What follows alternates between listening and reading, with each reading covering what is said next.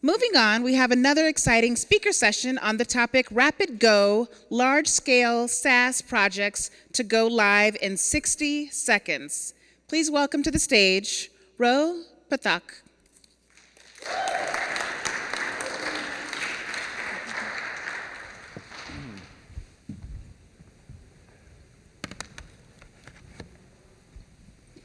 How's everybody doing? Yeah, I like to hear. Thank you first and foremost to the staff at the Internet 2.0. This is a fantastic conference with a tremendous level of effort. My esteemed colleagues who have been rewarded over the course of these 3 days. In particular, I would also like to thank the president of Global Data Services, who is my Oracle infrastructure partner in attendance today, Matthew Maddox, who I'll preach the gospel of going live in 60 days, but his team is the one really doing most of the work. So let's talk about some of the principles that go into ERP implementation. By a raise of hands, who knows what ERP stands for? Sorry, Dad, I suck at math. That's less than 27%. Okay. ERP stands for Enterprise Resource Planning.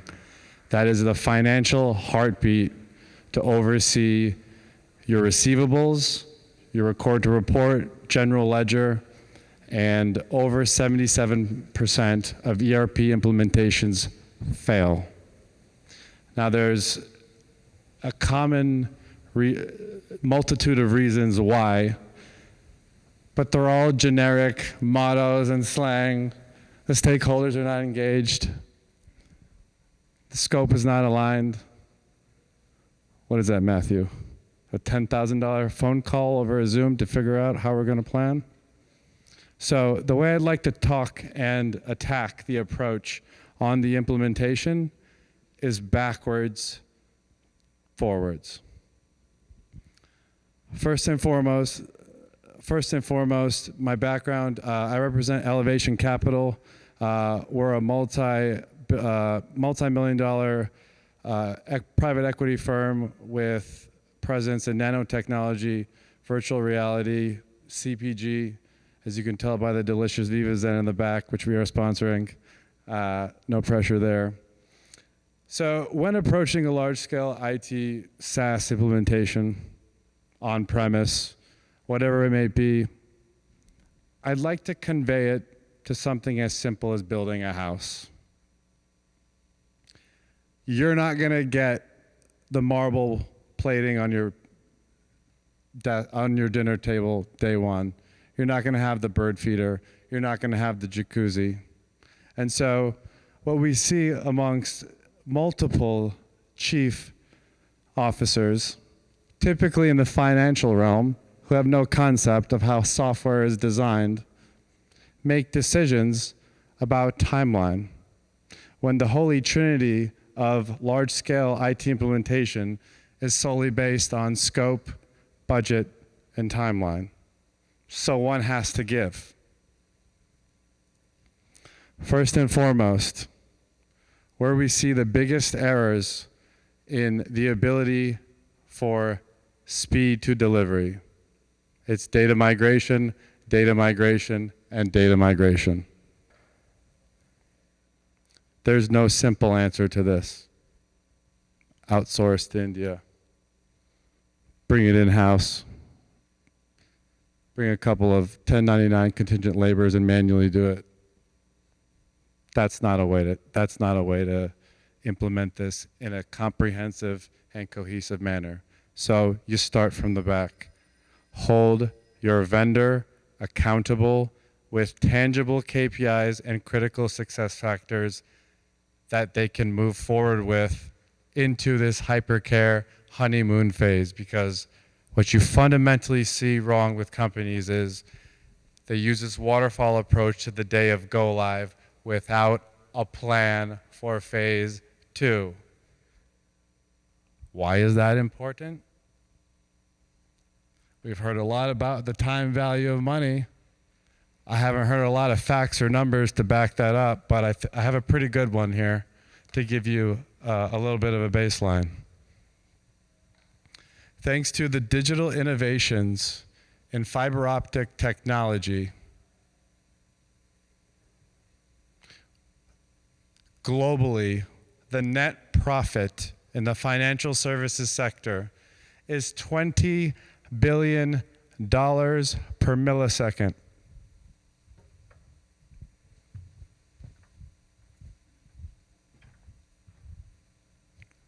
I just bifurcated one sector. Sorry, I don't know the math on that over the year. ChatGPT, could you do that right now for me, please? So, along with the theme of being able to combat the data migration challenges which we all face, a couple of other concepts to high-level IT implementation methodologies that can help us.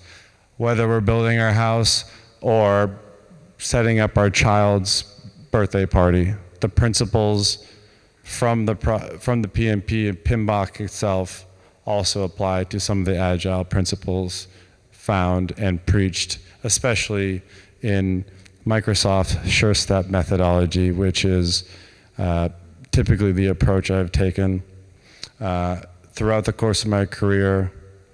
Have completed over 184 large-scale IT implementations, but who is counting?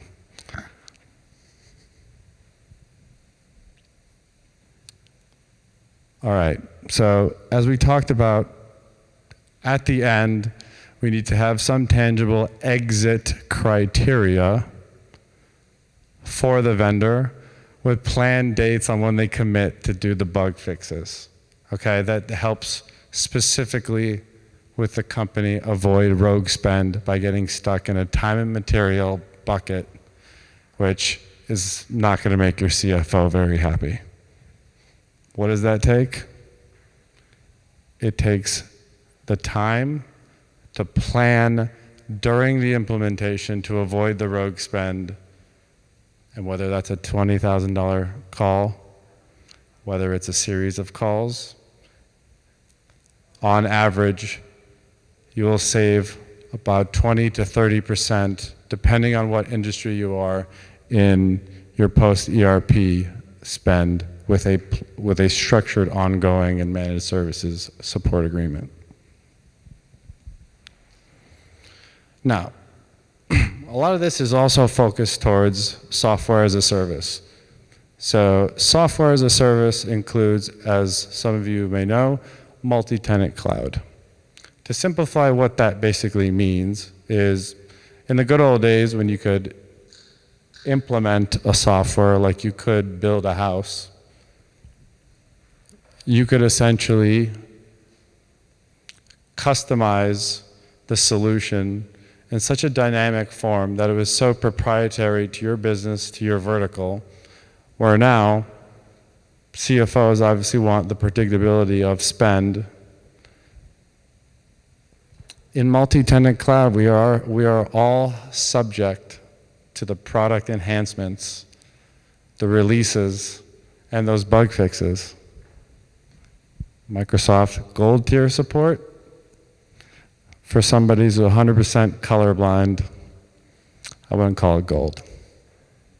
If you're gonna go live quickly, pay the extra dollars for the white glove concierge service who will give you the right treatment and the proper execution strategy on going live quickly.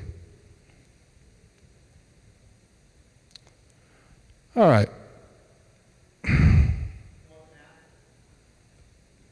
Show me the math on $20 billion per millisecond, please. It's 636 trillion, 720 trillion. The answer is ChatGPT to do it. Facts, people. Data doesn't lie. The internet is always right. Just kidding. But in this one, it... Just go on the internet and tell lies. Okay. On to the next subject, which is, I'm surely our favorite, scope creep. Gotta love when our finance specialists make decisions on behalf of those with technical skills. I feel you. I feel the cringe. There's a way to solve it.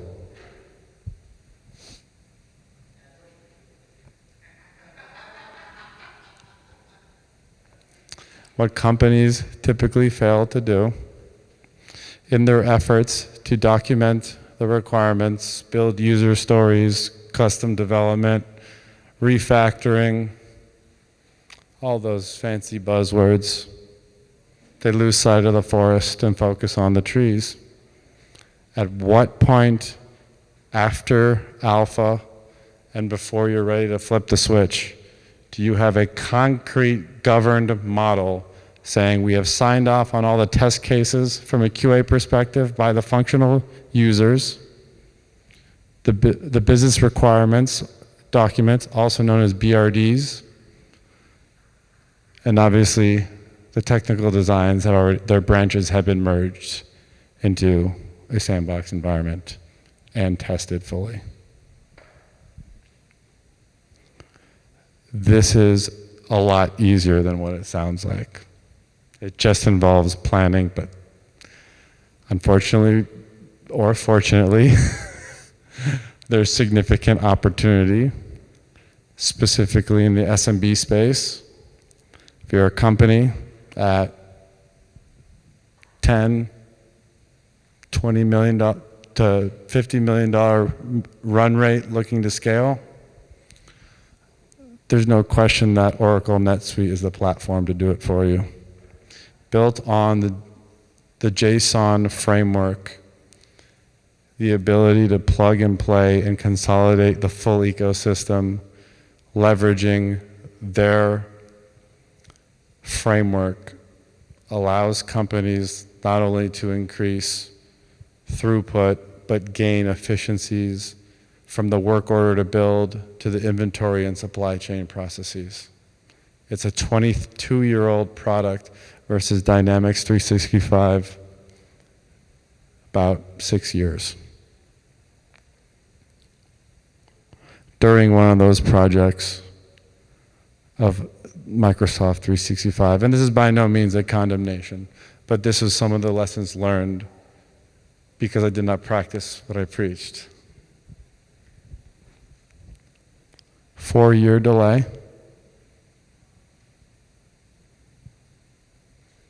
7.5.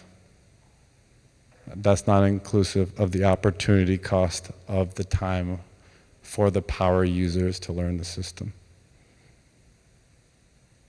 So there are many components that go into ERP. We're not just talking your financial reporting here. We're talking your supply chain management, potential sales CRM, and yes, as cliche as it sounds, full alignment on the stakeholder level is absolutely critical. And I believe one of our keynote speakers earlier today described the key to success on governing AI throughout your company is cross-functional involvement. So whatever that means to you, whether it's we build a roadmap for your company and you know what, maybe the CFO's weighted average of projects are more strategic for the business. I'd imagine most things are sales oriented, but when you talk about financial and security, operational controls as well. Nobody wants to talk about cybersecurity. They did it earlier, good for them. It was a hell of a keynote. Not a sexy subject, but nonetheless, one that is absolutely critical when you talk about SOX 2 compliance, GDPR, and the way that the world is evolving from protecting your data in the cloud.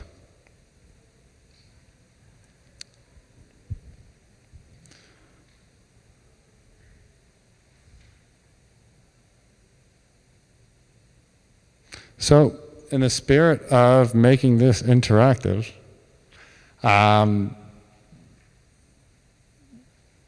have a question?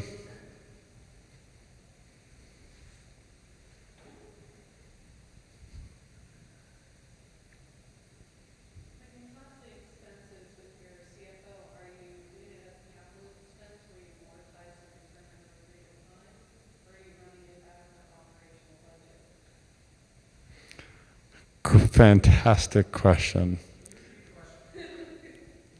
Fantastic question. Yep.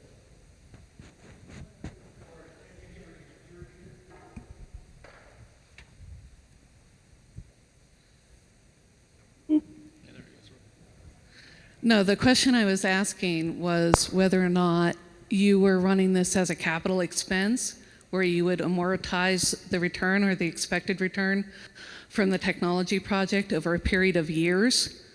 Sort of like when you put, to use your house analogy, when you put a roof on your house, you expect that roof to last for 10 years.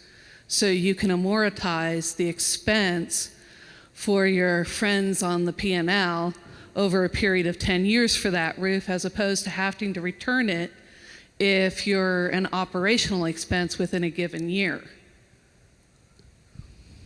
Fantastic question. I'm not at liberty to discuss the ins and outs of that. However, I would lean towards the former in that particular case. What I would like to say is, as far as the amortization of costs, I'm going to give you the typical consulting answer. It depends. Yeah.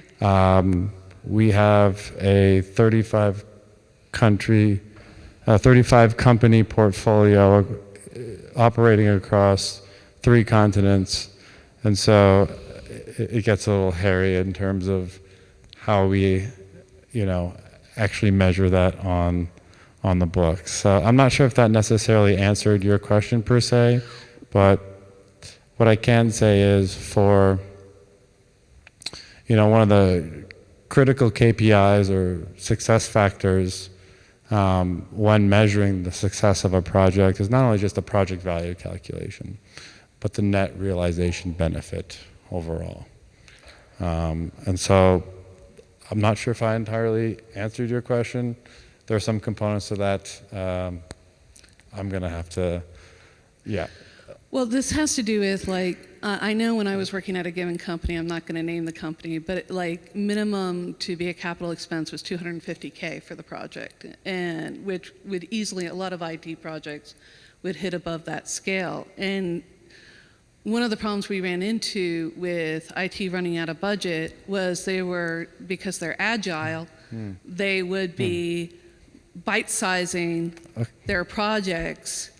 And so all of them would be classed as an operational expense, but when you looked at the overall given piece of the project, so instead of billing the phase 1, the phase 2, the phase 3, Right. so on and so forth, overall would qualify it as a capitalized expense. And because the runway of the technology and the expected lifetime value of what that would bring over a period of time, Right. suddenly it started to qualify. So what I would challenge IT people that are trying to get their projects funded is, while agile is important in order to get things done because you have to break it into bite-sized tasks, when you're looking at financing the project, looking at the bigger picture sometimes can help you reclassify it properly and allow yourself that greater runway in order to have that realization. It's absolutely brilliant. And what I will say is, in our afternoon's keynote discussion on how to win in SaaS and B2B, part of that will be discussing how metrics, as you talked about in terms of lifetime value on the actual spend itself. So I thank you for that question. Yep. Key segue, one last point. Another area where I do see we see companies fail, to your approach about the iterative agile versus waterfall. Yeah. Companies can't wrap their heads around signing statements of works when it's just a range. Yeah.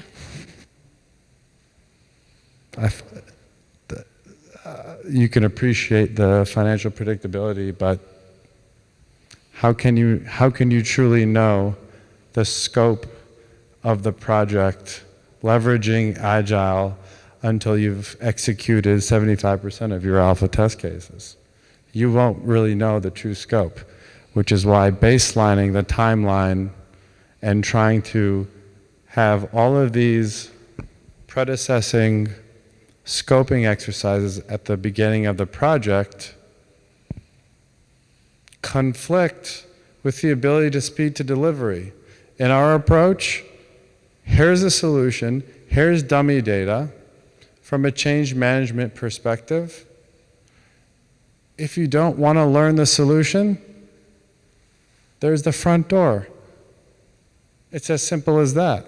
Now, back to the capital expensing sides of things. Now, like I said, I would refer to the former on our approach. However, it's a challenge, right? It's a challenge. There are ways where you can leverage certain models. Slack did this, a usage-based model with your vendor. Commit to certain number of hours at whatever the skill set is going to be. So if you're at a senior solution architect versus your functional consultant, that rate card is going to look completely different. But what you do is commit to some sort of bucket of hours on the ongoing support side or within the actual implementation itself. And if there's underconsumption, you win because you can carry those hours for future development. On the flip side, the risk is on the vendor because if you go over, you're contractually obligated to. Well, and oftentimes what we'll do is a proof of concept. So we'll pick a singular use case and launch it. Like, for example, if I have 250 stores, I launch it in a singular store just for proof of concept to see how it runs, to get an idea of the run rate, and then use that to fund the greater project. No, I love it. I think it's the same, right? Yeah. Whether you're deploying ERP for a large CPG firm, whatever the industry may be, trickle-out approach is certainly the methodology preached not only by Microsoft, the Workday, ServiceNows of the world, right? The key is the amount of expenditure trying to scope when the end users have not even interacted with the software for 5 minutes. That makes it doesn't make sense. How can they know? Not to mention, if you're a dynamically changing business, rapidly growing, like those delicious views in back there, our requirements are changing throughout the project. So why would I commit to the user story in January unless there was a hard deadline in the sand? Mid-implementation during the execution phase. Nobody does this. Microsoft lays it out, the framework for you. Entrance and exit criteria by milestone with stakeholder and governance around those milestones. That is the true way of saying stakeholder alignment. That's the Walmart version of that. Go Walmart, though. Great place. Any other questions?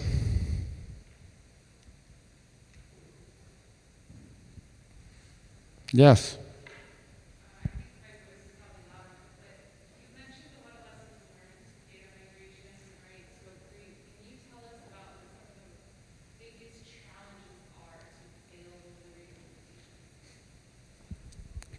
Great question, because everybody says data migrations.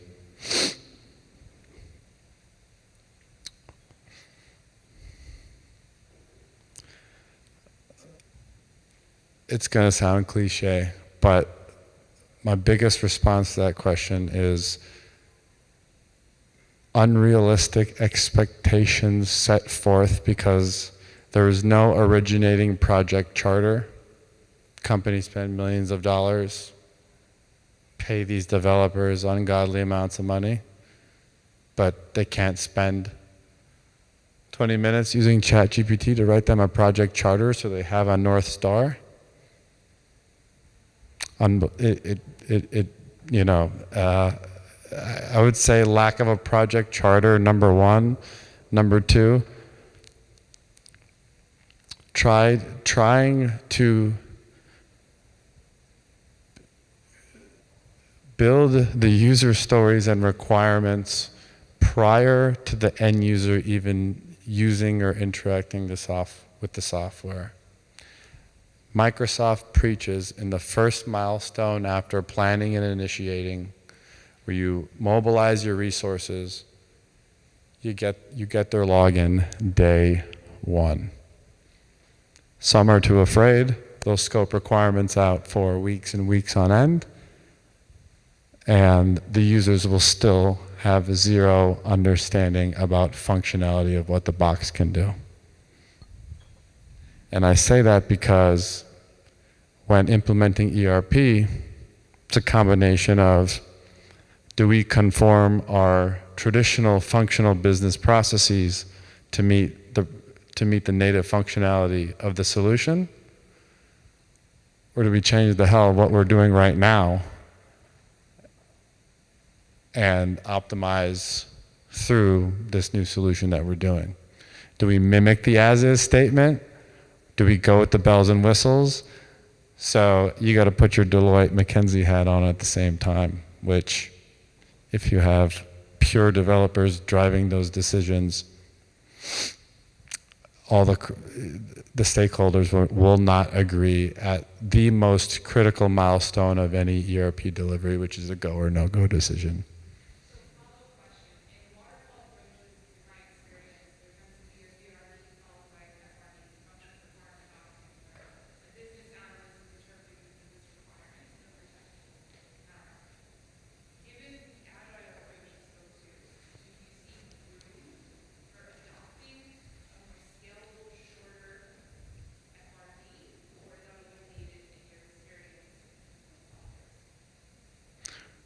Excellent question once again, and there's no question, at least from a personal experience, once again, Steve Curtis, our founder, is the biggest proponent for OpenAI as a way to enhance our abilities to execute our jobs. And so when it comes to tangible project collateral, whether it's wireframe documents or technical specifications, what went from weeks of work can now go into a couple of seconds if you ask the right questions. So absolutely. Did I answer your question? I think I'm way over time here. Getting a red sign. Any last questions? We don't have time? No, just kidding. Thank you so much.